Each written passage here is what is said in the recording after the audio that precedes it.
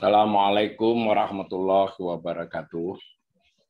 Ibu, Bapak, saudara-saudara yang saya hormati, pada sesi ke-71 dari kuliah pengantar ekonomi Indonesia dari saya ini membahas tentang koperasi Indonesia. 8 sesi sebelumnya kita sudah membahas tentang badan usaha milik negara.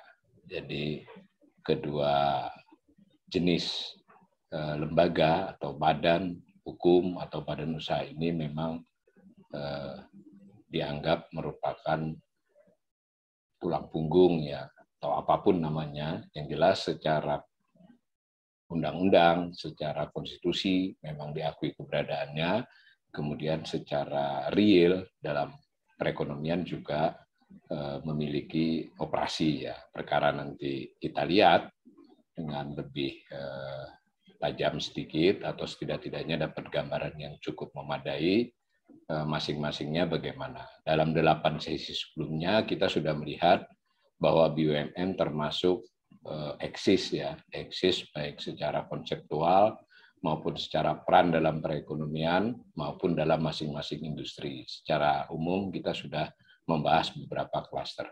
Nah, mari kita lihat bagaimana dengan koperasi ya, koperasi Indonesia.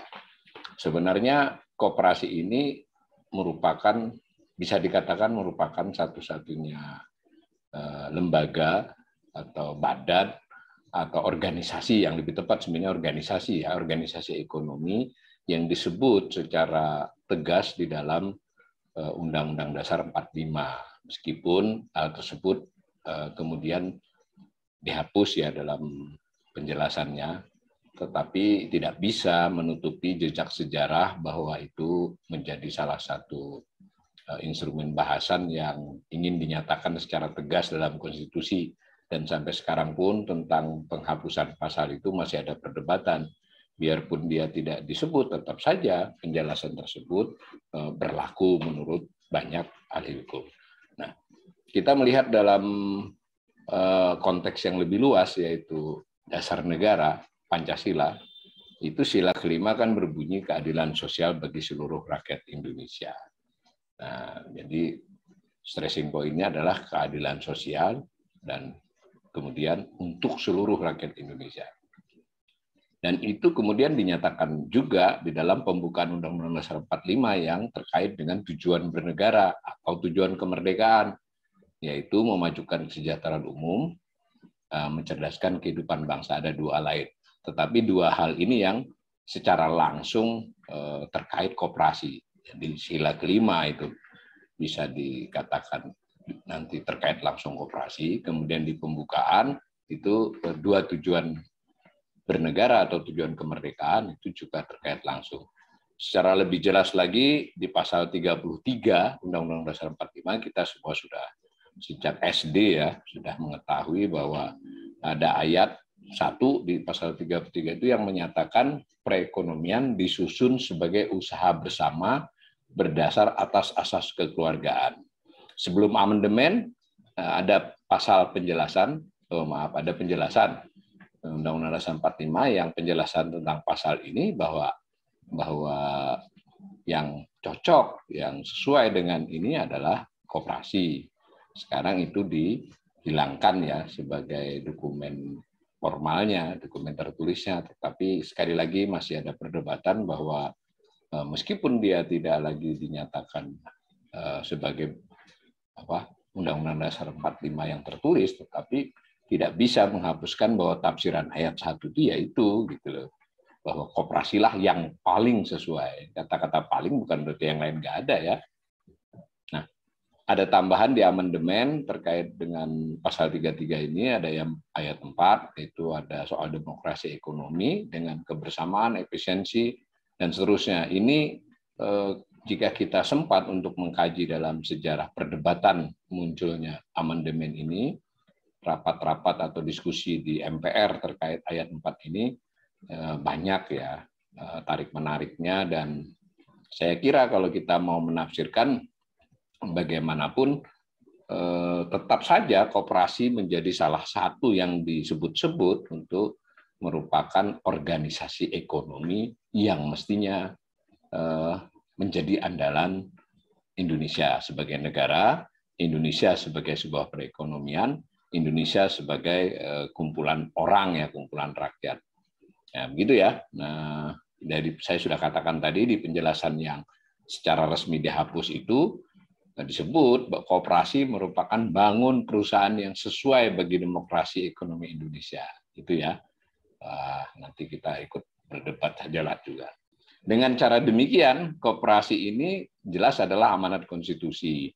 Dalam beberapa kesempatan, tapi nggak ada sebenarnya dokumen resminya, ada beberapa pidato, ada beberapa ulasan di tahun, kalau saya tidak salah di pertengahan tahun 60-an, itu koperasi diharapkan menjadi sokok guru perekonomian. Jadi itu nggak ada di Undang-Undang Dasar 45 ya, nggak ada di undang-undang juga, tapi itu menjadi semacam apa ya?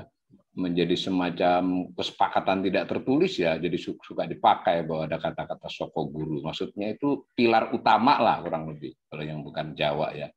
Pilar utama perekonomian itu yang diharapkan sebenarnya adalah koperasi, sesuai dengan amanat konstitusi tadi. Dan saya ingin menekankan kembali, lembaga ekonomi yang sejak awal berdirinya negara disebut dalam konstitusi, dinyatakan eksplisit, itu adalah koperasi.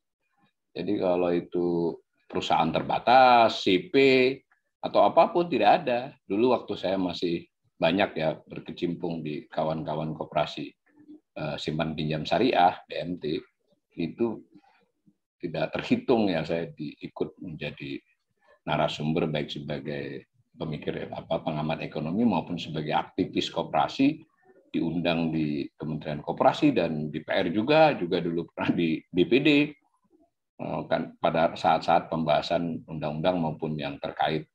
Itu sampai agak berang saya mengatakan karena di DPR bahkan yang agak kenceng, salah satu fraksi mengundang saya itu mengatakan bahwa koperasi itu ya tidak bisa diandalkan lagi karena banyak yang moral hazard ya, juga banyak koperasi banyak yang simpan pinjam dalam hal ini ya melakukan apa ya fraud atau bahkan cenderung untuk merugikan masyarakat. Ya, sebutlah kasus 1-2 koperasi, waktu itu ada beberapa koperasi kan, saudara-saudara juga mesti tahu.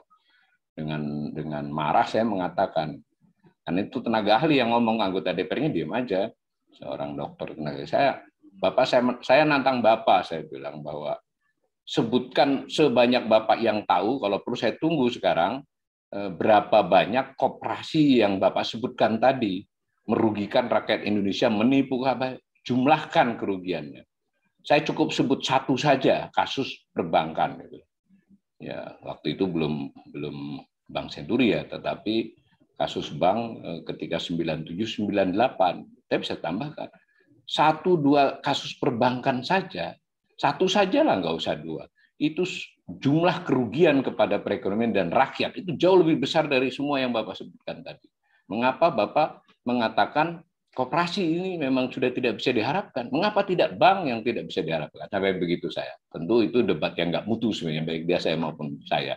Tetapi kita tidak bisa ya sebetulnya dengan alasan-alasan koperasi yang sebutlah koperasi jahat gitu ya. Lalu kita mau mencoba menghilangkan amanat konstitusi itu tidak bisa. Ya, begitu juga ya oknum bolehlah disebut, tetapi itu menurut saya tidak tepat. Nah, dan jangan lupa para bapak pendiri bangsa seperti terutama berulang kali Hatta, sebenarnya di beberapa kesempatan juga Soekarno semangat koperasi itu disebutkan ya, tentu memang tidak se-eksplisit Hatta yang memang bidang perhatiannya adalah ekonomi, tetapi dengan berulang-ulang kali Soekarno menyebut gotong royong, menyebutkan kemandirian, berdiri atas kaki sendiri, ya itu koperasi sebetulnya yang mampu mengemban keinginan Soekarno itu sebenarnya. Nah, yang berikut lagi alasannya bahwa koperasi ini apapun fakta sekarangnya, kalau secara amanat konstitusi, secara sejarah bangsa Indonesia itu serius ya, artinya tidak pernah dikurangi sebetulnya harapan kepadanya. Nah, undang-undang pun terus ditetapkan tersendiri sejak awal. Dulu ada undang-undang tahun 58. Tahun 59, tahun 65, tahun 67, kemudian 92. Nah, lalu yang menarik sejak 92 itu, bahkan setelah reformasi ya, Jadi justru setelah reformasi, Undang-Undang 92 itu berulang kali dicoba di amandemen. Pertama dengan Undang-Undang tahun 2012, baru berjalan 1 tahun, kemudian dibatalkan MK karena ada judicial review dari kawan-kawan gerakan koperasi, sebenarnya tidak seluruhnya ya. Tetapi memang kalau kita baca keputusan MK tersebut dan tuntutan kawan-kawan gerakan koperasi, ya memang benar itu memang tidak tepat Undang-Undang tahun 2012 dicabut, sehingga berlaku kembali yang 92. Nah, kemarin tahun 2019 itu sudah lagi dibahas lagi Undang-Undang baru, sudah tinggal disahkan dalam pleno DPR. Kebetulan pleno terakhir sebelum pergantian, jadi kejar tayang lah banyak undang-undang yang ditetapkan, gagal lagi ditetapkan pada waktu itu.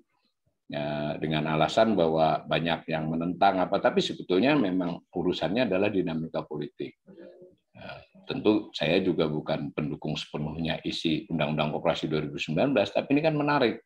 Koperasi dengan amanat yang sedemikian besar dari Undang-Undang Dasar, sedemikian besar dari sejarah bangsa, lalu Kementerian Koperasi juga selalu ada, tetapi undang-undangnya masih Undang-Undang 92 dan berapa kali gagal. Dan sekarang belum masuk prolegnas ya, belum dibicarakan lagi.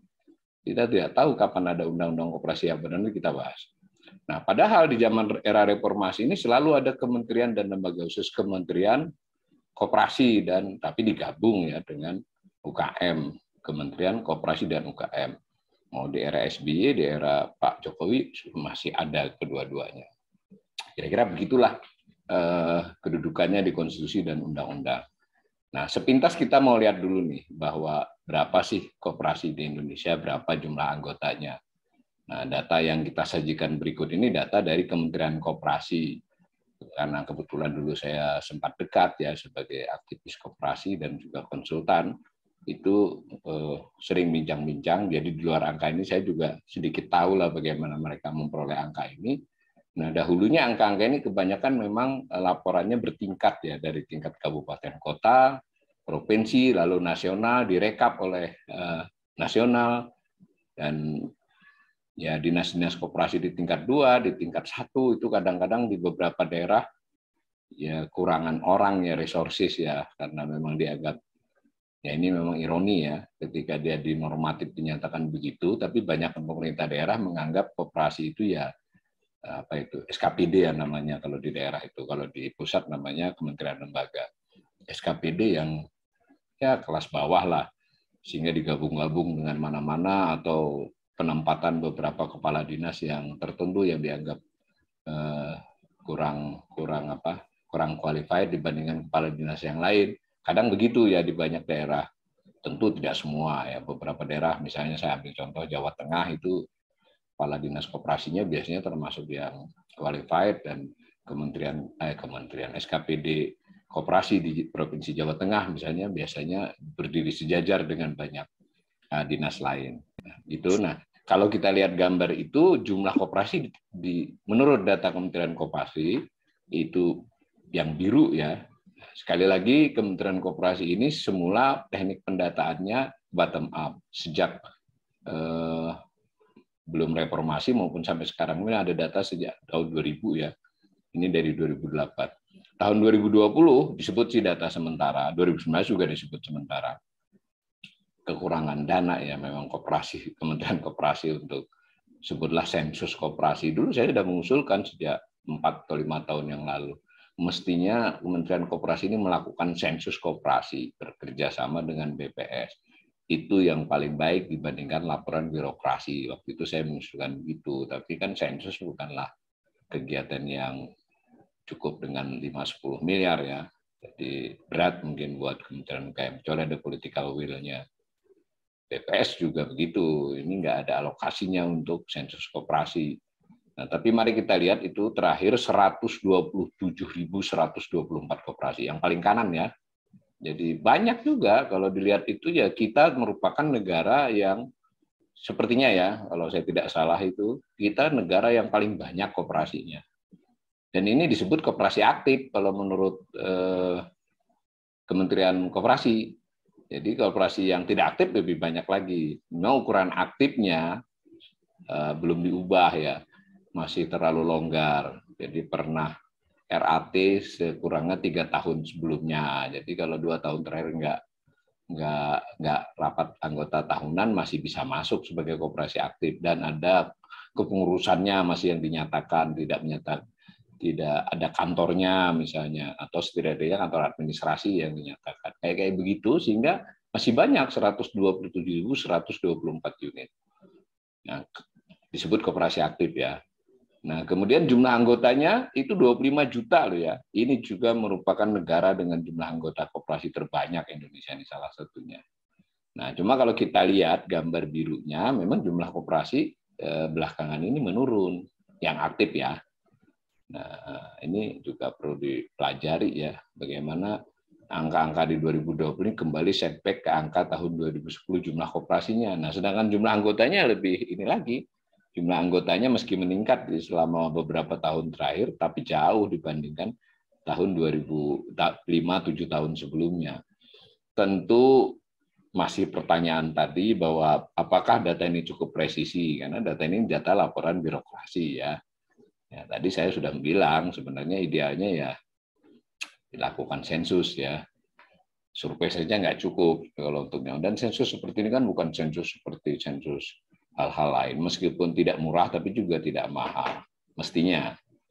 Nah, dari 127.124 koperasi itu si Kementerian UKM, nah, itu sebenarnya bukan KUMKM ya, M-nya nggak ada itu.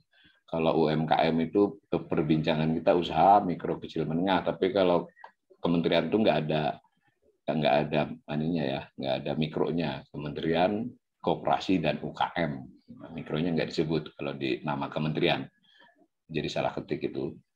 Ini saya dapat dari bahan paparan. Ini bahan paparan waktu saya masih tahun berapa itu ya, dari tahun 2019 akhir kalau tidak salah saya masih ikut 2020 sampai sekarang saya sudah nggak pernah lagi mau jadi narasumber di Kementerian Koperasi ya, udah agak mutung ya lah kalau untuk jadi narsum. Kalau untuk menjadi pegiat koperasi masih.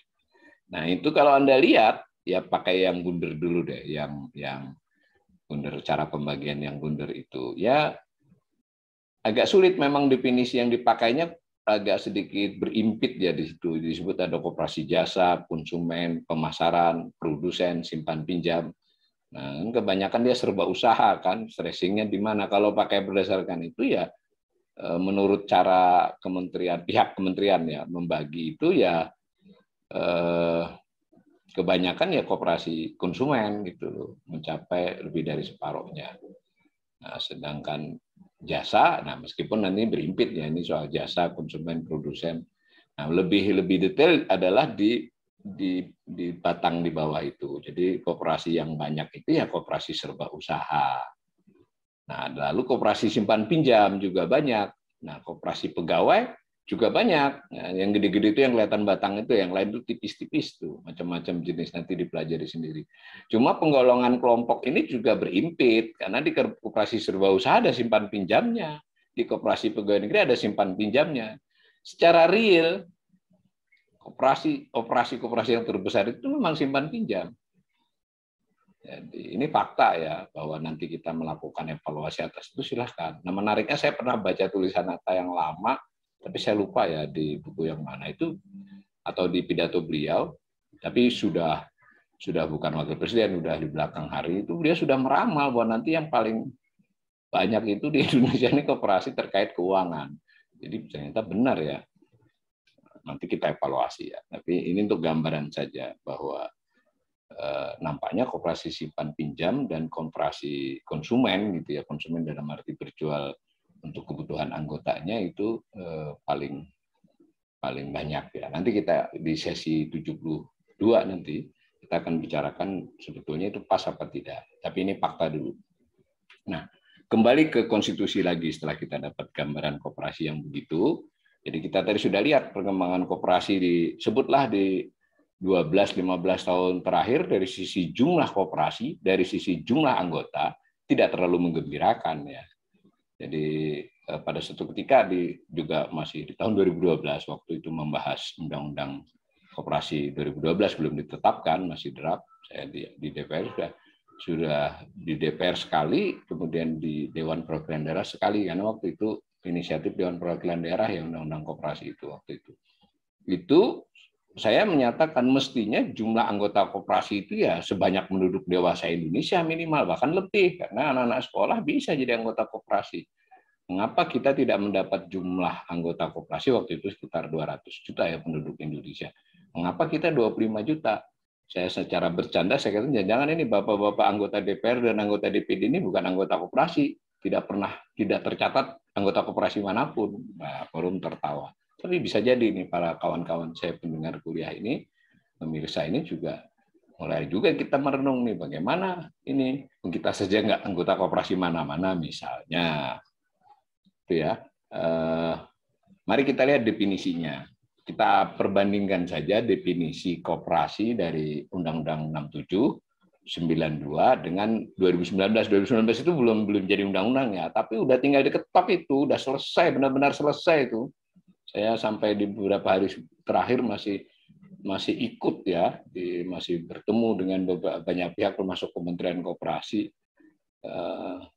Bahkan itu diketahui tidak ini kan 2 hari sebelum pleno ya, tidak jadi ikut pleno. Maka sebagai sebuah konsep kita untuk belajar, karena kita ini belajarnya kan belajar ekonomi ini, kita menempatkan koperasi di dalam perspektif pelajaran pengantar ekonomi Indonesia, ya kita harus bandingkan. Tetapi saya tadi di depan belum disclaimer, saya tidak terlalu ahli ya, nanti ada kawan-kawan saya yang memang bergelut di bidang koperasi yang lebih ahli ya, kita lebih dikatakan untuk melihat konteksnya dalam perekonomian Indonesia. Nah, definisi yang tahun 67 itu koperasi Indonesia ini organisasi ekonomi rakyat. Ya, stressing pointnya di situ. Jadi organisasi ekonomi rakyat. Sebetulnya yang tahun 59, 58 mirip dengan ada kata-katanya ini mirip ya, organisasi ekonomi rakyat, berwatak sosial, beranggotakan orang-orang, atau badan hukum koperasi. Kalau beranggotakan badan hukum koperasi berarti kan ya anggotanya koperasi sekunder lah sebut, atau gabungan koperasi dan seterusnya. Nah, anunya kuat ini definisinya kepada organisasi ekonomi rakyat. Jadi tidak disebut soal badan usahakah, badan hukumkah, itu bagian saja, yang utama adalah dia organisasi ekonomi rakyat. Nah, ketika di tahun 92 itu pernyataannya adalah koperasi itu badan usaha. Ya, meskipun tetap ditambahi embel-embel gerakan ekonomi rakyat sebagai tetapi poin utamanya di definisinya adalah tetap badan usaha, bahwa dia merupakan berprinsip koperasi sebagai gerakan ekonomi. Oke, tapi kalau di definisi 67 itu definisinya organisasi ekonomi rakyat. Nah, mungkin itu tuntutan zaman juga ya, tapi kawan-kawan saya yang lebih fundamental dalam birokrasi tetap pro definisi yang 67. Nah, yang 2019 ini sepertinya sih mau kembali ke 67 ya. Coba, koperasi adalah sekumpulan orang yang bersatu secara sukarela, bersifat otonom dan seterusnya. Tetapi menurut beberapa waktu dibahas-bahas, ini sudah elaborasi ya, tetapi tetap saja terbaca yang C itu ya tidak sekuat yang A, lebih ngambang lah begitu. Tetapi nanti karena memang di beberapa penjelasan lain supaya bisa mengakomodir B itu, karena keperluan untuk dia badan usaha bahkan badan hukum. Nah, di undang-undang yang diralat itu yang dibatalkan itu malah badan hukum gitu. Ini menarik ya sebagai sebuah diskusi. Mungkin buat kita dalam konteks pengantar ekonomi seperti nggak berbeda sih ya, bahwa ini mau disebut organisasi ekonomi, badan usaha, badan hukum, sekumpulan orang, sepertinya tidak masalah dalam konteks kita melihatnya sebagai pengamat ekonomi. Tetapi kalau Anda masuk dalam gerakan koperasi, dalam hal-hal yang lebih mendasar, itu sangat serius buat mereka, karena inilah yang membedakan koperasi, misal APIS ya dengan perusahaan terbatas perseroan gitu, bahkan dengan BUMN. Nah, BUMN salah satu jenis perseroan ya, perseroan keseluruhan maupun BUMN, itu beda koperasi. Kalau dia disebut badan usaha kah, badan hukum kah, penekanannya ya sama dong posisinya. Kira-kira begitu buat kawan-kawan gerakan koperasi. Mudah-mudahan saya benar yang menafsirkannya. Nah, itu dari sisi definisi. Kemudian kita juga sejak SD, SMP, SMA itu kita sering diberi pelajaran dulu ekonomi koperasi ya di sekolah menengah itu. Dulu saya di Fakultas Ekonomi juga dulu sempat diajarkan mata kuliah koperasi, tapi saat ini ternyata kelihatannya nyaris mungkin hanya di perguruan tinggi koperasi itu. Itu saja yang ada, yang fakultas-fakultas ekonomi sudah tidak lagi menaruh, even itu Fakultas Ekonomi Gajah Mada, konon sudah tidak ada lagi mata kuliah ekonomi koperasi. Dulu masih ada. Nah, di situ biasa disebut soal prinsip koperasi. Nah, prinsip koperasi di Undang-Undang yang 92 itu ya ada ya, yang kanan ya. Yang kanan itu 92, yang kiri itu 67. Nah, yang 92 itu yang masih berlaku ya. Saya ingatkan loh, Undang-Undang nomor 292 itu masih berlaku akibat yang 2012 di Judiciary itu dinyatakan batal, yang 2019 nggak jadi ketok. Jadi masih berlaku yang 92, yang 67 itu sudah tidak berlaku, yang kiri. Tetapi untuk perbandingan. Nah, itu kalau kita lihat yang kanan kan ada pernyataan sukarela dan terbuka, demokratis, lalu SHU sebanding dengan jasa usaha, yang kanan ya, yang di balas jasa yang terbatas terhadap modal, lalu kemandirian. Ya, sebenarnya cukup jelas. Jadi saya kasih ya, huruf tebal ya, sukarela dan terbuka keanggotaannya, demokratis, sebanding dengan jasa untuk anggota. Jadi bukan sebanding dengan modal ya. Lalu balas jasa yang terbatas terhadap modal. Jadi sudah ada state bahwa tidak bisa orang berharap dari ikut koperasi punya modal besar lalu mendapat balas jasa yang tinggi dibandingkan dengan yang mereka tidak setor modal atau kurang modalnya di sana. Itu tidak bisa menyalahi undang-undang itu. Dan kata-kata kemandirian juga dinyatakan. Hanya kalau kita lihat dengan yang 67, sama 67 ini terkesan menjadi lebih power dibandingkan yang 92. Jadi 67 itu sendiri dikritik oleh kawan-kawan gerakan koperasi. Ini kan yang saya kutip ini baru prinsip, dulu disebut sendi. Mereka cenderungnya melihatnya yang 58, 59 ya, yang lebih mencerminkan gerakan koperasi. Kalau mau direvisi mereka mencoba merujuk kepada koperasi internasional ya, organisasi koperasi internasional. Seperti itulah dari kawan-kawan gerakan koperasi yang saya tahu. Nah, sedangkan yang 92 ini menyamarkan menurut mereka. Coba lihat yang 7, justru disebut sendi ya. Yang di kanan disebut prinsip. Nah, 7 itu saya tebelin mirip, tetapi kan power gitu. Sukarela dan terbuka untuk setiap warga negara Indonesia. Setidaknya lain loh. Nah, lalu yang demokratis tidak dipakai kata demokratis, tapi kekuasaan tertinggi gitu loh. Anggota, rapat anggota. Nah, ada kata-kata demokrasi itu penjelasannya. Lalu pembagian sisa-sisa sama, pembatasan bunga atas modal sama. Nah, tapi yang D ini yang 5 mengembangkan kesejahteraan anggota. Itu dinyatakan tersendiri. Yang di kanan kan nggak ada tuh. Jadi koperasi sendinya harus mengembangkan kesejahteraan anggota. Jadi kalau orang ikut koperasi tidak sejahtera, ikut biar bisa dapat pinjaman dan pinjamannya hanya sama dengan dia pinjam di bank, bahkan lebih mahal. Cuma kalau ikut koperasi syaratnya lebih mudah. Yaitu koperasi sebetulnya juga tidak sesuai dengan sendinya kan.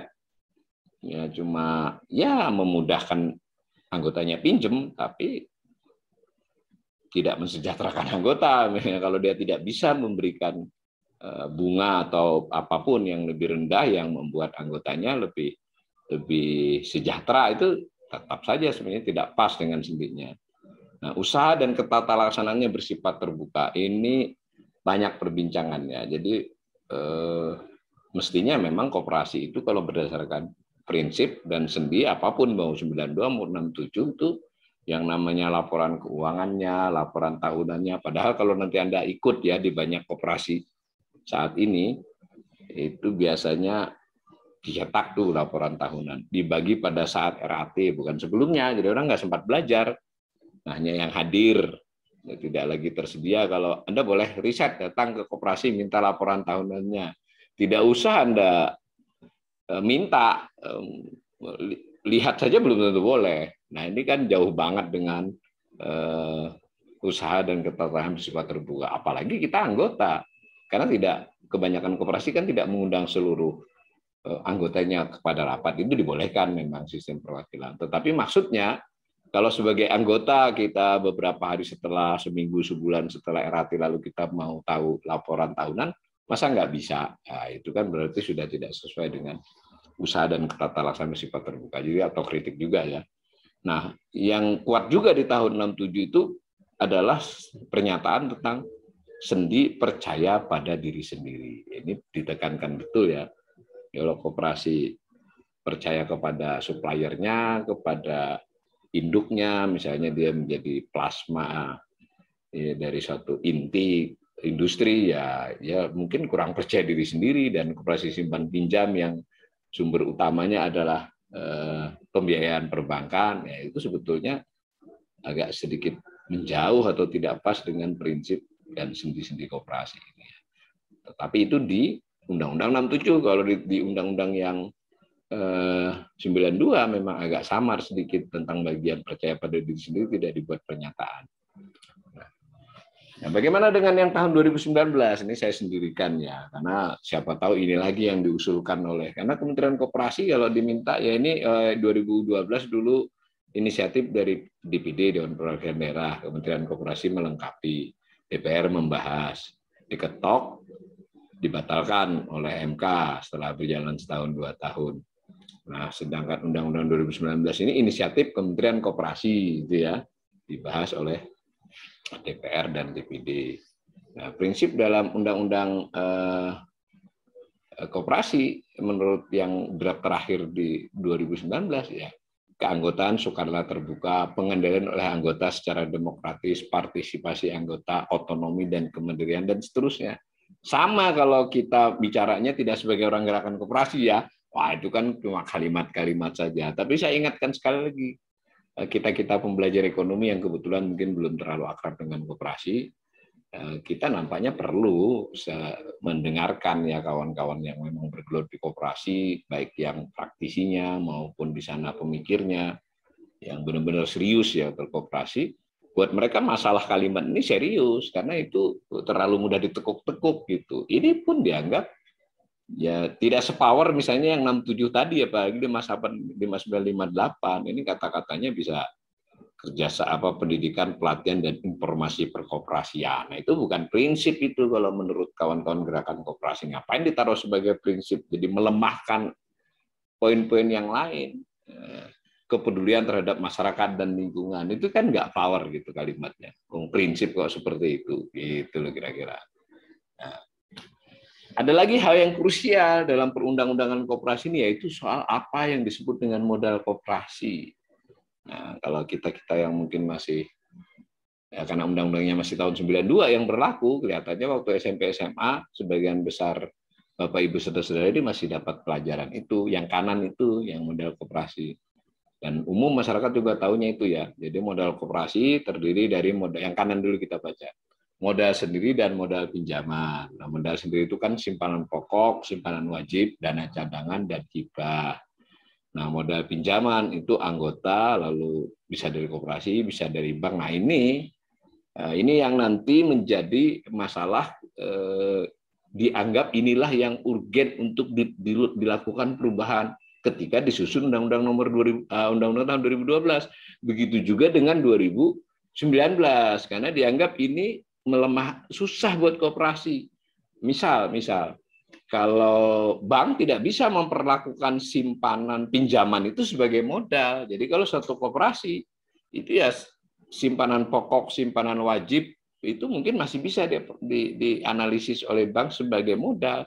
Tapi ketika dia pinjaman, bahkan simpanan sukarela juga tidak bisa kalau banknya kekeh dengan aturan kebiasaan memberikan kepada suatu lembaga, meskipun beberapa kali dilakukan penyesuaian ya untuk dipersuasi bank memperlakukan koperasi harus beda dengan yang lain. Nah, tapi tetap saja kalau secara GCG-nya kan secara analisis akuntansinya begitu, bagaimana sebuah koperasi menyebut modalnya pinjaman atau simpanan sukarela yang bisa ditarik sewaktu-waktu, sehingga rasio kecukupan modalnya berat untuk bridging dia misalnya mengambil pinjaman kecil gitu. Kira-kira itu yang buat orang-orang yang melihat modal ini perlu dirubah. Tetapi buat kawan-kawan gerakan koperasi beda lagi. Ya memang koperasi itu harus begitu, memang harus dari dirinya sendiri. Ya tadi sudah lihat di atas tadi. Kekuatannya sendiri, bukan soal jumlahnya gitu. Nah, itu yang kiri 67 masih cukup power. Modal koperasi terdiri dan dipupuk dari simpanan-simpanan, pinjaman-pinjaman, penyisian-penyisian, tetapi nanti dari anggota gitu loh. Tetap ada pokok, wajib, sukarela. Nah, cuma ada kata-kata simpanan sukarela dapat terima oleh koperasi dan bukan anggota. Jadi ada kemiripan yang dua ini, cuma yang 67 dianggap lebih menekankan pada dalam, pada diri sendiri. Kalau Anda lihat yang undang-undang lebih dulu lagi, lebih lagi. Nah, semuanya ini dinilai oleh mereka yang melakukan analisis terhadap koperasi dalam cara kemungkinan dia memperoleh modal, memperoleh pinjaman, memperoleh pembiayaan, baik itu pembiayaan terhadap koperasi keseluruhan dia ataupun proyeknya koperasi, tidak cukup gitu loh untuk menjadi jaminan, menjadi bridging, karena kecil modalnya gitu, rasio modal dibandingkan aset, rasio macam-macam lah. Apalagi simpan pinjam. Nah, begitu. Tetapi kembali lagi kita ke diskusi yang awal di depan tadi. Loh, modal ini memang bukan hal yang penting mestinya di koperasi. Yang penting itu ya tadi sendi-sendi tadi. Lalu kalau dia persoalannya, kalaupun dia dianggap tidak penting, ketika dia butuh pinjaman kepada bank atau lembaga keuangan formal, syarat-syarat ini diberlakukan, syarat-syarat di sana gitu maksudnya. Dan itu ketika dicocokkan dengan pembukuan koperasi sering tidak match. Nah, disinilah mestinya kita jadi pertanyaannya adalah, loh, negara di mana kalau begitu? Ya, begitu toh. Kalau negara juga harus mengikuti amanat konstitusi, kan bukan hanya rakyatnya, koperasinya, negaranya juga, pemerintah pusat maupun daerah.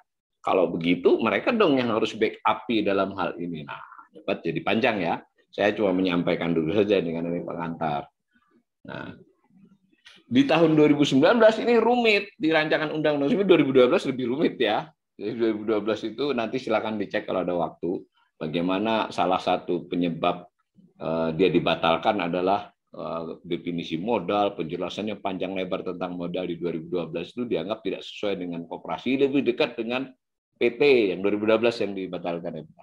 Nah, yang di 2019 ini sudah belajar dari dibatalkan itu, tetapi juga merasa yang 1992 itu di lapangan menyulitkan koperasi untuk dapat modal gitu aja lah, dapat pinjaman, bukan dapat modal. Nah, maka dibuat begini kalimatnya, modal koperasi, simpanan pokok, simpanan wajib. Nah, ada kata-kata simpanan khusus. Lalu ada app penyetaraan simpanan anggota. Nah, begitulah, itu nanti ada keterangan-keterangannya. Nah, yang kemudian juga menyebutkan pemerintah pusat, pemerintah daerah juga bisa melakukan penambahan modal. Nah, jadi kan ini aspirasi diterima ini, tetapi ternyata di teknisnya juga panjang juga pembicaraan. Bagaimana misalnya pemerintah daerah ikut menjadi di dalam modal koperasi yang dia pilih ya, yang sudah diverifikasi dia. Pusat juga begitu untuk koperasi nasional, daerah untuk koperasi tingkat provinsi ataupun kabupaten. Nah, itu juga masalah kalau ada koperasi kabupaten, kota, ada koperasi tingkat provinsi, ada koperasi tingkat nasional. Itu saya salah satu juga yang dulu kencang ya ke Kementerian Koperasi, ini nggak benar nih aturan. Kalau saya mendirikan perusahaan terbatas ya sudah berlaku seluruh Indonesia. Bagaimana mungkin koperasi yang harusnya lebih dilindungi ini kan malah ketika dia didirikan dia tingkat kabupaten kota, nanti kalau dia memperluas ke provinsi dia harus izin lagi, harus dapat anggota dari dan seterusnya nasional. Ini aturan apa ini, saya bilang mestinya ya sudah koperasi itu berdiri ya nasional dong, biarpun dia beroperasinya di satu kecamatan tetap statusnya adalah nasional mestinya. Tapi nggak segampang itu ya dalam proses-proses birokrasi dan apalagi sampai kepada penetapan hukum. Nah, saya ajaklah Bapak Ibu saudara-saudara ini untuk ikut memikirkan ini. Jadi jangan hanya wah koperasi sudah nggak ada harapan lagi, jangan skeptis-skeptis begitu. saya tidak menutup bahwa koperasi itu memang terpinggirkan, banyak juga yang curang. Tapi mari kita lihat beberapa detailnya. Harus kita pilah-pilah juga mana yang akan bisa segera kita perbaiki. Tapi kalau saudara-saudara mau apatis, kenapa nggak usul dihapuskan saja perekonomian? Saya sampai kencang begitu dulu di DPR juga pernah. Kalau memang kita sudah tidak lagi berminat kepada koperasi ini, ngapain kita taruh itu? Bahwa perekonomian sebagai usaha bersama atas kekurangan. Saya juga kencang, nggak usah saja ada rancang, nggak usah dibahas, nggak usah undang-undangnya dicabut, tidak usah lagi ada undang-undang koperasi, sampai begitu. Saking biar dapat perhatian, ternyata nggak mempan juga ya, tetap aja disingkirkan dari sidang pleno. Nah, begitu, saya agak baper terus terang kalau bicara koperasi ini. Sekalipun saya kurang ahlinya karena subjektif ya. Nah, mari kita lihat itu kira-kira begitu. Dan menarik juga, tadi kita sudah katakan selama era reformasi ada Kementerian Koperasi dan UKM. Tetapi APBN kita tidak berpihak ya. Anggaran pendapatan belanja negara itu kan terdiri dari belanja pemerintah pusat dan transfer ke daerah dan dana desa, gitu ya. Nah, kira-kira yang ke daerah desa itu 1/3 lah, 2/3-nya di pusat. Sekarang malah lebih, yang ke daerah cuma 29%, yang pusat 71%. Di antara yang pusat itu ada yang KL dan non KL. KL itu kementerian lembaga. Kalau non KL itu ya kayak bayar bunga, itu kan non KL namanya. Yang bayar adalah secara teknis Kementerian Keuangan, tapi dia bukan anggaran Kementerian Keuangan, tapi anggaran non KL.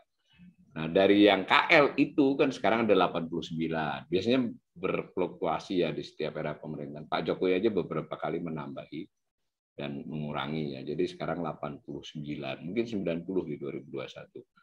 89 dulu di era pertamanya 86. Nah, di antara itu kan berarti dialokasikan nih dana ke masing-masing. Nah, apa yang terjadi? Alokasi kepada Kementerian Koperasi ini rendah ya. Semua kementerian itu hampir seluruhnya. Sedikit deh antara 86-an 89 itu yang turun. Naik umumnya. Mengapa? Karena naik itu belum tentu bertambah loh ya. Ketika suatu kementerian naik 5%, kalau memang ongkos-ongkos di kementerian itu naik 5%, maka outputnya kan tetap. Nah, jadi tidak naik kan sebenarnya. Apalagi ini turun, bukan lagi stagnan. Yang biru itu turun kan. Di era Presiden Jokowi, mohon maaf, turun anggaran untuk kementerian UKM itu. Biru. Sedangkan yang orange itu presentasi dari total kementerian. Kalau dia 86 itu berarti secara rata-rata kan 1, lah.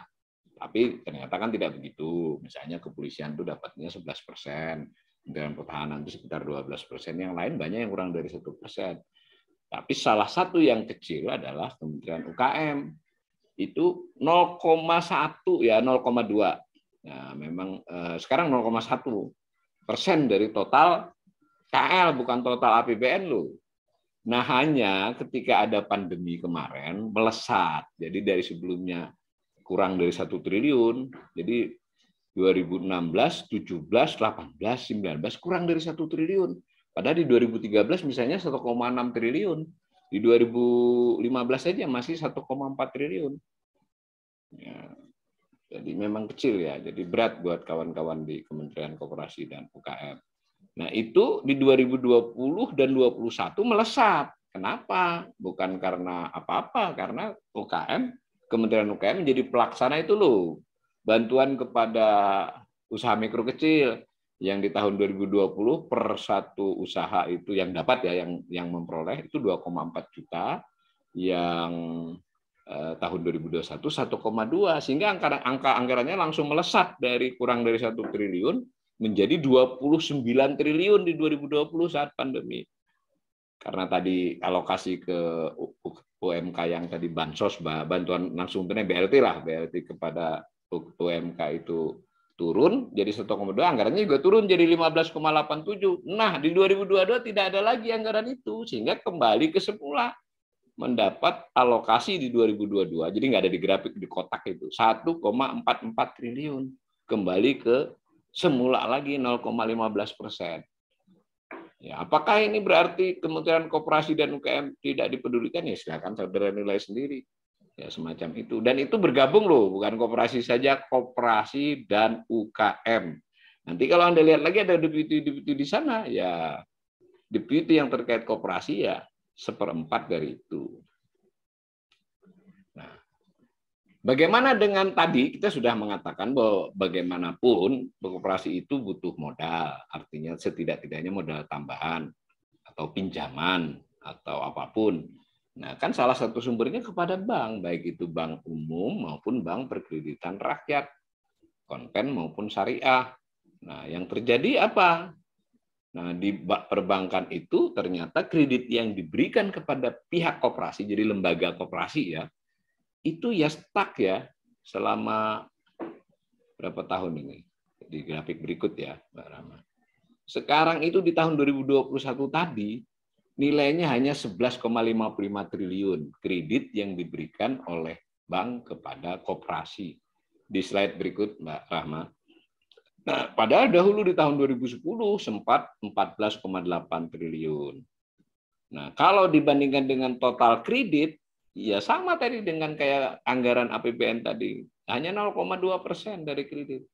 Jadi jauh dengan perorangan, jauh dengan korporasi, jauh dengan BUMN. Jadi ya kita tidak tahu ini APBN-nya tidak besar, kecil, lalu bank itu juga tidak besar secara total ya, 11,5 triliun kepada koperasi. Jadi bagaimana kita melihat narasi konstitusi, kemudian narasi pidato, mohon maaf, pidato pejabat kah, bupati, wali kota, dan mungkin menteri, koperasi begini-begini, koperasi masa depan, dan seterusnya. Tapi ya segini alokasinya. Nah, sebagai penutup untuk sesi ini, bolehlah saya sedikit menyimpulkan. Sekali lagi, yang saya sampaikan ini adalah helikopter view terhadap koperasi. Saya tidak melakukannya secara mendalam. Ini merupakan tema yang memerlukan perhatian kita bersama secara lebih khusus. Dari uraian umum yang saya sampaikan tadi, itu kita mengakui bahwa undang-undang koperasi kita memang ketinggalan dari dinamika. Dinamika ini tidak hanya dinamika koperasinya, tapi dinamika perekonomian. Itu Undang-Undang 92, sekarang 2022 berapa tahun ya? 30 tahun. Nah, tetapi faktanya dinamika ekonomi itu didominasi oleh modal, pemodal kuat, oligarki ya. Juga selain pemodal kuat ya ada juga peran BUMN, pemerintah. Jadi baik dibandingkan dengan korporasi maupun dengan pemerintah, koperasi makin ke pinggir gitu. Meskipun tadi kita sudah menyebut 25 juta dan seterusnya ya. Nah, kebijakan ekonomi tidak ada yang secara khusus dan cukup penting untuk mendorong berpihak pada koperasi. Ini menurut saya. Narasi, orasi ada. Tidak ada seorang pun calon wali kota, bupati, gubernur yang tidak menyebut-nyebut koperasi, tapi biasanya dikaitkan dengan UKM. Ini juga confuse ya. Koperasi ya koperasi, UKM ya UKM sebenarnya. Bagaimana kita mengartikan koperasi harus selalu kecil? Ya mestinya kan koperasi bisa besar dong, kurang lebih begitu. Nah belakangan bahkan kawan-kawan koperasi mengeluhkan bantuan kurang, bantuan ini tidak harus duit ya, tapi dukungan kebijakan, malah pajak mulai disasar ke koperasi. Koperasi sebenarnya kan ada perlakuan khusus terhadap pajak. Tapi belakangan dari laporan kawan-kawan, silakan nanti kita pelajari bersama. Ini pajak mulai menyasar ke koperasi. Nah, di sisi lain saya merasakan Kementerian Koperasi ini tidak cukup power, tidak bargaining positionnya terhadap porsi anggaran itu tidak besar, kecuali pas kemarin COVID. Nah, dinas koperasi di provinsi, kabupaten, kota itu nasibnya juga di banyak provinsi, tidak semua ya, ada kabupaten, kota, dan provinsi yang dinas koperasinya mendapat keleluasaan dan dukungan dari kepala daerahnya. Tapi saya lebih dari sekali ya waktu saya masih wakil ketua koperasi Syariah se-Indonesia, ketika saya datang ke daerah, yang sambutan itu ketika saya bisik-bisik yang mewakili kabupaten kota, hari ini Pak saya harus ke 5. Kan biasanya kalau RAT kan Maret, Februari itu kan hampir banyak yang melakukan. Saya harus ke 5 tempat ini. Loh, kok bisa Pak? Cuma ada 3 orang di bidang saya di koperasi itu. Masya Allah. Ngurusi sekabupaten kota 3 orang. Dan ya mohon maaf ketika dia sambutan ya kualitasnya ya bagaimana lah. Nah, dan juga pada banyak industri, koperasi itu diperlakukan sama dengan pelaku usaha lainnya. Jadi bukanlah sesuatu yang diunggulkan. Tentu ini mulai ya ada beberapa hal yang tergantung bidangnya sih, dan juga kalau daerah tergantung daerahnya. Ada juga koperasi yang sudah mulai mendapatkan perlakuan yang diunggulkan lah, sebutlah. Nah, mestinya kan kita kalau dari pesan-pesan konstitusi tadi ya ini mestinya jadi sesuatu kebijakan yang penting. Nah, koperasi kadang lebih sulit dalam hal izin. Jadi izin bukan izin mendirikan koperasinya, ketika kan koperasi sebagai sebuah lembaga udah punya izin, misal ya badan hukum. Tetapi ketika dia mau masuk ke industri tertentu, usaha tertentu, kan ada beberapa jenis usaha atau industri yang memerlukan izin. Itu kadang malah lebih dipandang sebelah mata gitu dibandingkan kalau yang ngajukan itu PT misalnya. Nah, akuntansi koperasi itu lebih sulit untuk bankable, tadi saya sudah jelaskan, dan seterusnya. Sebenarnya ada satu yang namanya Lembaga Pengelolaan Dana Bergulir UMKM. Banyak yang nggak tahu ini ya. Itu tidak optimal. Dana idle, jadi dia sekarang itu kisaran 5 triliun, malah nggak bisa nyalurin. Kan lucu, koperasinya kekurangan dana, si LPDB-nya malah nggak nyalurin. Jangan-jangan, ya nanti bukan jangan-jangan, saya tahu sih sebenarnya. Tapi ini saya tantang saja buat Pak kawan-kawan juga ikut menyelidiki. Demikian untuk sesi ke-71 ini. Assalamualaikum warahmatullahi wabarakatuh.